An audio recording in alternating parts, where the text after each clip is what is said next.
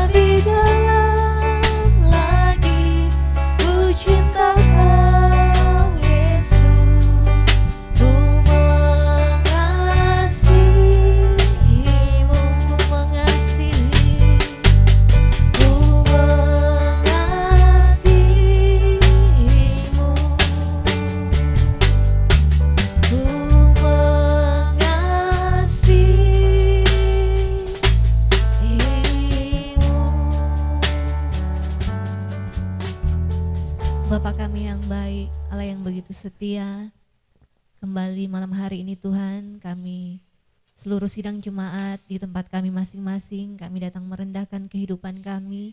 Kami mau membawa korban syukur atas kemurahan kebaikan-Mu. Mari Tuhan berkati ibadah kami dari awal pertengahan hingga berakhirnya. Biar semua boleh jadi seturut dengan kehendak Tuhan. Berkati kami semua Tuhan yang terlibat pelayanan malam hari ini. Kami berdoa mengucap syukur hanya di dalam nama Tuhan Yesus Kristus. Haleluya. Amin. Puji Tuhan, kita masih tetap memuji memuliakan Tuhan. Karena Dia Allah yang setia, Dia yang begitu baik, Dia yang memelihara setiap kehidupan kita. Kita mau mempersembahkan pujian bagi Tuhan. Sama-sama kita mau naikkan pujian ini. Dia Bapa yang setia.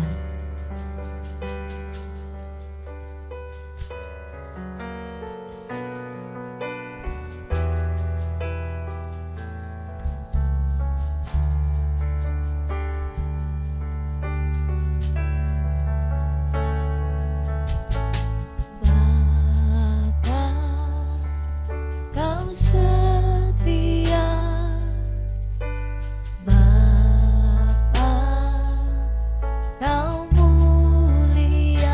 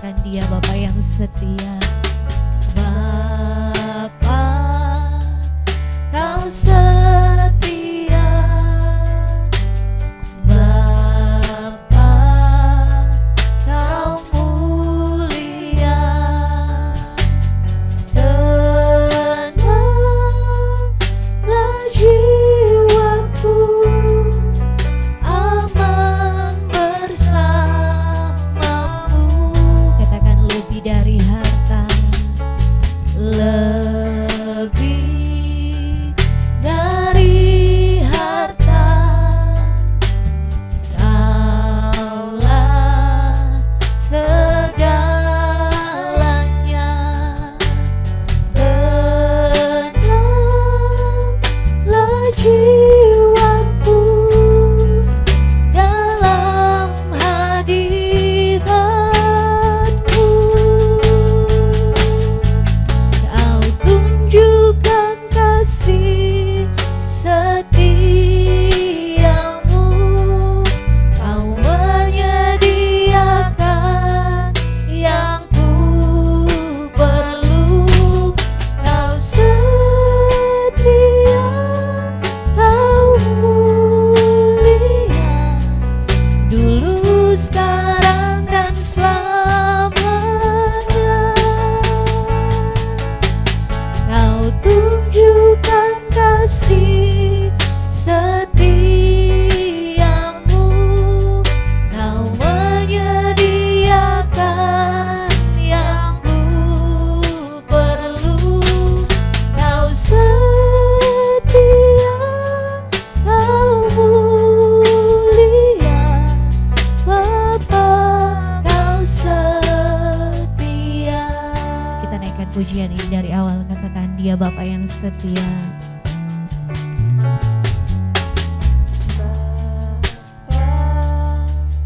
Kau setia,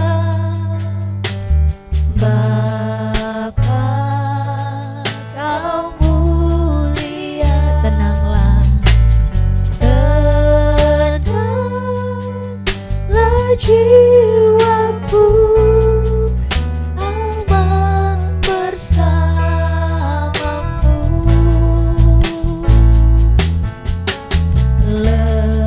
Lebih dari harta, Allah segalanya. Tenanglah jiwaku dalam hadiratmu. Kau tunjukkan kasih setiamu, Kau menyediakan yang ku perlu. Kau setia, Kau mulia, dulu, sekarang, dan selamanya. Kau tunjukkan kasih setiamu, Kau menyediakan yang ku perlu. Kau setia, Kau mulia, Bapa, Kau setia. Kau setia, Kau setia, Kau mulia, Bapa, Kau setia. Puji Tuhan, saat ini mau harus siapkan kehidupan kita untuk kebenaran firman Tuhan. Kita mau naikkan pujian ini, Engkaulah kekuatanku.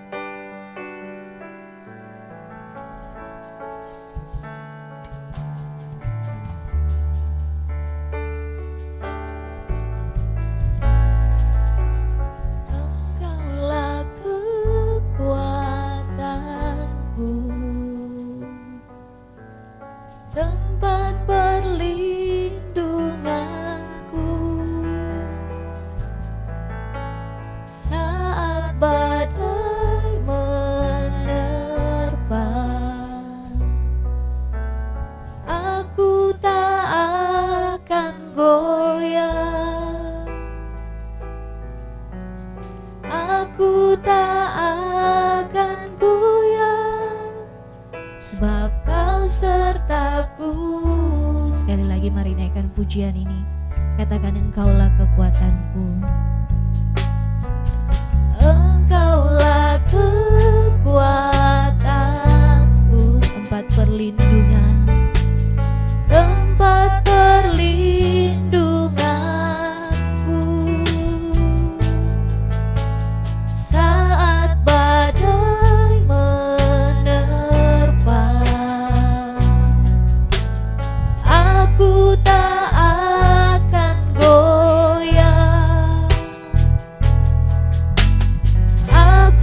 tak akan goyah, sebab Kau sertaku. Katakan sejauh langit, sejauh langit dari bumi, begitu besarnya kasih-Mu, penuhi hati kami yang rindu menyembah-Mu, Yesus. Sejauh langit dari bumi, begitu besarnya kasih-Mu. Kaulah Tuhan, kekuatanku, sukacitaku. Sekali lagi naikkan pujian ini, katakan hanya Engkau kekuatan kami. Engkaulah kekuatanku, tempat perlindungan, tempat perlindunganku. Saat badai menerpa, aku tak akan goyah, aku tak akan goyah, sebab Kau sertaku.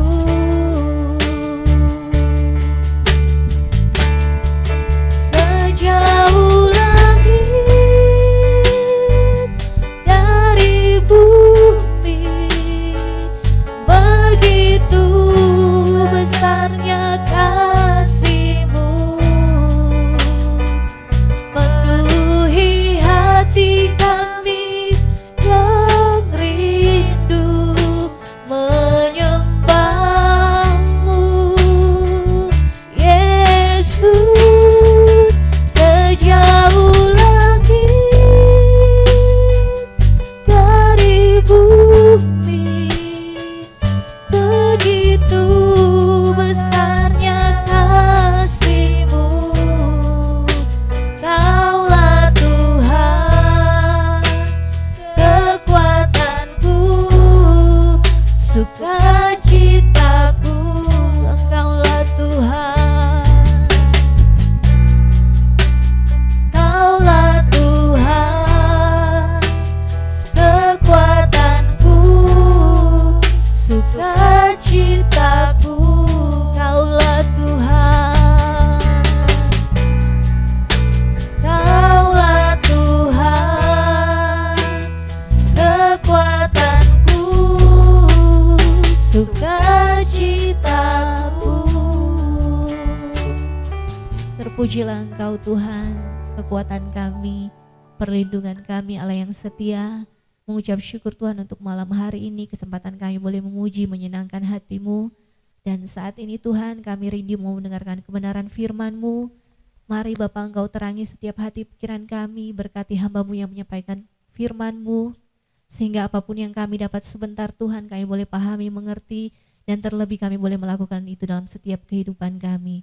Kami mengucap syukur Tuhan, kami mau siap mendengarkan kebenaran firman-Mu, hanya di dalam nama Tuhan Yesus Kristus. Haleluya. Amin.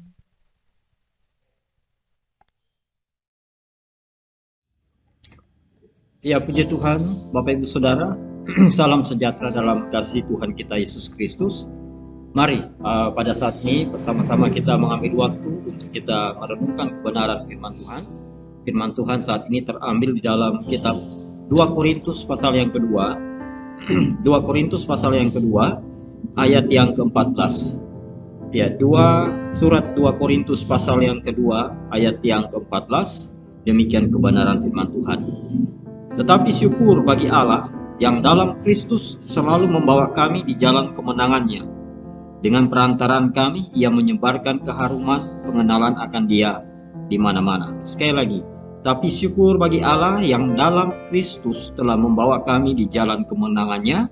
Dengan perantaraan kami, Ia menyebarkan keharuman pengenalan akan Dia di mana-mana. Saudara yang terkasih dalam Kristus Yesus, berbicara tentang kemenangan berarti ada kekalahan. Menang dan juga ada kalah. Nah, Paulus memberikan sebuah keterangan atau informasi, ya kalau mungkin bahasa sekarang itu sebuah testimoni, kesaksian bahwa dia mengalami begitu banyak kemenangan yang diberikan oleh Tuhan. Dan otomatis ketika dia mengalami banyak kemenangan, berarti dia juga mengalami begitu banyak pergumulan. Dan kita bertanya, ini kemenangan terhadap apa? Apakah menang terhadap orang lain? Menang itu berarti dia menjadi orang yang paling hebat, mengalahkan semua. Dia menjadi orang yang paling kaya, dia menjadi orang yang paling kuat, ya, mengalahkan semua orang-orang yang lemah. Nah, untuk memahami ini, kita akan melihat konteks bagaimana Paulus, ya, menulis surat ini atau bagaimana dia menceritakan tentang apa itu kemenangan. Kita harus melihat pengalaman kehidupan Rasul Paulus pada saat dia melayani Tuhan atau ketika dia dipanggil untuk melayani Tuhan. Nah, ada beberapa tulisan-tulisan Paulus yang bisa kita baca, ya, pada jemaat yang ada di Filipi, di Efesus, di Tesalonika, di Korintus, dan kita bisa melihat di situ bagaimana pergumulan Rasul Paulus begitu banyak.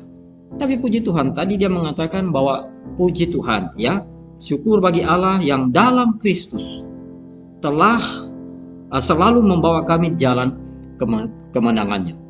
Di dalam tulisannya yang lain, ya, di pasal yang lain dalam kitab Korintus juga, atau kepada jemaat di Korintus, dia pernah menceritakan pergumulan yang begitu berat dan begitu besar, ya.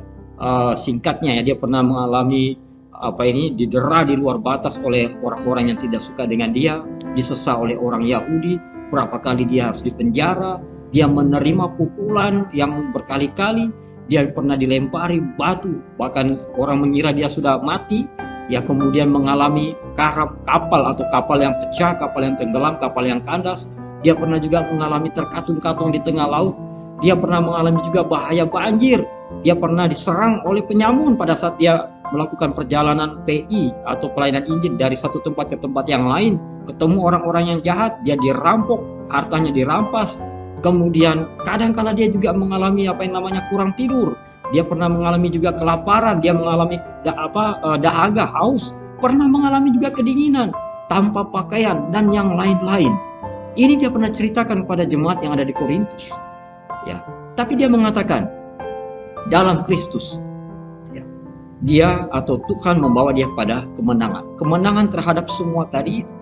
Nah, setiap pergumulan-pergumulan yang dia alami yang tadi saya sempat sebutkan satu persatu itu tentunya akan menimbulkan ya, bisa saja kalau orang tidak siap itu akan menimbulkan putus asa, ya, hilang harapan, akan menimbulkan juga kekecewaan, ya, akan menimbulkan juga rasa tidak bersemangat lagi, ya. Kemudian juga bisa menimbulkan kepahitan hidup karena terus-menerus mengalami pergumulan-pergumulan tidak ada henti-hentinya. Nah, inilah yang dimaksud oleh Paulus kemenangan atas tadi itu. Kemenangan atas rasa putus asa, kemenangan atas kekecewaan, kemenangan atas hilang pengharapan, menang terhadap semangat yang merosot, dia berhasil mengalahkan itu. Kemudian menang atas kepahitan hidup dan yang lain-lain. Sehingga dalam mengalami pergumulan yang seperti tadi dan dia menang, itu sebabnya dia berani mengatakan bersukacitalah senantiasa, mengucap syukurlah dalam segala hal. Siapa yang membuat dia menang? Dan tadi dia katakan dengan jelas di sini, di dalam Kristus, ya. Hanya karena Kristus tinggal di dalam Paulus dan Paulus tinggal di dalam kasih karunia Kristus, sehingga pergumulan-pergumulan yang tadi saya ceritakan begitu panjang, atau begitu banyak, dia bisa melewati itu. Dan apa yang ditimbulkan dari pergumulan tadi tidak menguasai dirinya. Dia tidak pernah putus asa, kita tahu itu. Dia tidak pernah mengalami kekecewaan, dia tetap bersemangat, ya, semangatnya tidak pudar. Dia tidak mengalami kepahitan hidup, ya, dia merasa bersyukur sampai dia mengatakan pengenalanku akan Kristus itu sehingga saya melihat yang lain itu sebagai sampah. Nah, saudara yang terkasih dalam Kristus Yesus, pergumulan kita mungkin hari-hari ini juga cukup banyak, ya. Mungkin tidak sebesar atau seberat Rasul Paulus, Kita mungkin tidak mengalami yang namanya sampai kelaparan, haus, dan dahaga. Kita mungkin tidak pernah mengalami kedinginan tanpa pakaian seperti yang dialami oleh Rasul Paulus. Tidak pernah mungkin diserang oleh penyamung dan yang lain-lain. Tapi mungkin kita punya pergumulan-pergumulan yang lain yang cukup berat, yang menyerang kehidupan kita dari berbagai sisi. Ya, sehingga kita bingung mau ngomong apa lagi. Kita bingung mau berbuat apa lagi. Nah, dalam kondisi seperti ini, marilah kita seperti Rasul Paulus menempatkan Kristus di dalam kehidupan hati kita. Ya, seperti Paulus menjadikan Kristus di atas segalanya. Seperti Paulus menjadikan Kristus sebagai pribadi yang diidolakan, pribadi yang dilayani dengan sungguh-sungguh, pribadi yang dipuji, disembah dengan kesungguhan hati. Maka Kristus inilah nanti akan memberikan kita kemampuan, kekuatan, sehingga kita menjadi orang-orang yang menang atas kekecewaan, ya, karena pergumulan-pergumulan yang kita alami kan bisa membuat kita kecewa. Kita menang atas semangat yang pudar, karena bisa saja ketika pergumulan silih berganti datang, semangat kita menjadi pudar. Kita kalahkan itu. Kita menang atas kepahitan, karena bisa saja kekecewaan yang berulang-ulang terus-menerus terjadi. Kita rasa hidup ini rasa pahit, ya, tidak merasakan yang indah, yang manis. Nah, kita bisa kalahkan itu. Kita menang juga atas rasa putus asa, karena pergumulan yang terus-menerus silih berganti datang dengan kapasitas atau tingkat berat ringannya yang terus-menerus menerpa kita, maka bisa saja membuat kita menjadi putus asa. Nah, kita bisa mengalahkan itu. Rasa putus asa kita usir, karena dalam Kristus tetap ada pengharapan yang kokoh dan yang kuat. Hari-hari ini banyak orang sudah seperti hilang pengharapan, ya, seperti bingung, ya. COVID disalahkan. Berita COVID setiap hari kita akan dengar, dan itu sangat menakutkan. Ya, sekalipun kita juga mendengar bagaimana mengatasi atau menghadapi COVID, ya, obat apa yang perlu diminum, ramuan apa yang perlu kita makan, kita minum supaya kita bisa mengalahkan COVID. Tapi tetap saja, ya, ketakutan itu atau kecemasan itu selalu ada. Karena yang kita hadapi hari-hari ini bukan COVID-nya, ya, bukan hanya COVID-nya, tetapi dampak yang ditimbulkan dari COVID ini sudah kemana-mana.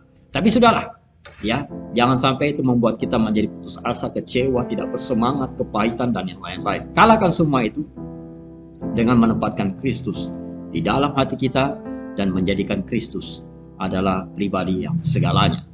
Kemudian yang kedua dikatakan, dengan perantaraan kami Ia menyebarkan keharuman pengenalan akan Dia di mana-mana. Bapak Ibu Saudara, pekabaran Injil, ya, itu harus dilakukan oleh gereja Tuhan. Dan ini menjadi tugas atau wajib dikerjakan oleh gereja Tuhan sebelum nanti kedatangan Kristus yang kedua kali. Ya, memberitakan nama Kristus ke seluruh dunia.